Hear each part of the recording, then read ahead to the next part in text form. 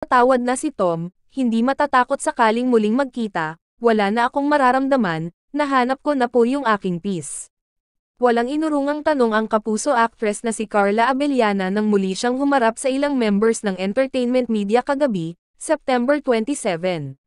Ang bongga ng inihandang press con ng All Access to Artists o AAA Management para sa contract signing ni Carla kung saan winelcome siya ng bonggang-bongga ng mga bossing ng nasabing talent agency. Ang AAA rin ang namamahala sa showbiz career ng kapuso primetime queen na si Marian Rivera at kay phenomenal star Maine Mendoza. Yes, tuluyan nang nagpaalam ang kapuso actress TV host sa pangangalaga ng talent manager na si Popoy Caritativo na siya ring humahawak sa career ng ex-husband niyang si Tom Rodriguez. In fairness, talagang game na sinagot ni Carla ang mga kontrobersyal at may intrigang tanong ng press sa kanya, kabilang na ang tungkol sa paghihiwalay nila ni Tom. Ayon kay Carla, napatawad na raw niya si Tom at wala na siyang mabigay na dalahin sa kanyang puso na may kaugnayan sa kontrobersyal nilang paghihiwalay.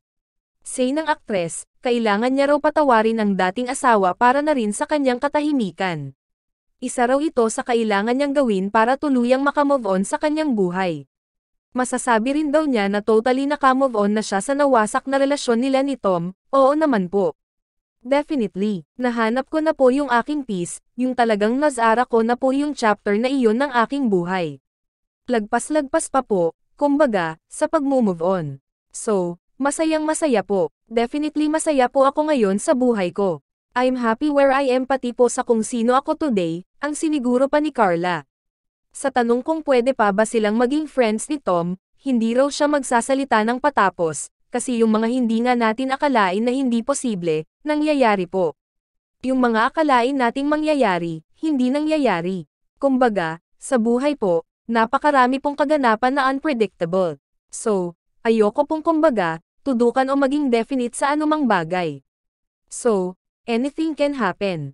So, wala po akong gustong i-finish, i-finalize, i-set, paliwanag ng aktres.